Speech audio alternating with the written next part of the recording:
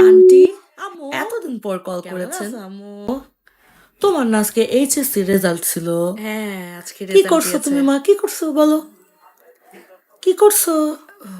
অতটা ভালো কি করছো হয় নাই। রেজাল্ট? অতটা ভালো ভালো হয় হয় নাই? নাই। ভালো কেন হয় নাই? ঠিক মতো লেখাপড়া করো নাই, ঠিক মতো কিছু বুঝো না, ঠিক মতো পড়তে পারো নাই। এত কম রেজাল্ট কেউ করে? হ্যাঁ, এত কম রেজাল্ট কেউ করে? আমার মেয়েরে দেখছো, আমার পোলারে দেখছো, কত ভালো রেজাল্ট করছে। হ্যাঁ, তুমি কি ঠিক মতো পড়তে পারো নাই? কি সমস্যা ছিল আম্মু? ক মানে ক, ক কি হয়েছে তোমার? ক এমন খারাপ রেজাল্ট হইলো কেন? মানুষের মুখ দেখাইতে পারবা ক তুমি? কয়েকদিন তো তোমার বাড়ির থেকে বাইরে আসা যাইবো না। ক এমনি করে কেউ পড়ালেখা করে? আন্টি, আপনার ছেলে নাকি ভাইগা গেছে কোন মেয়ের সাথে?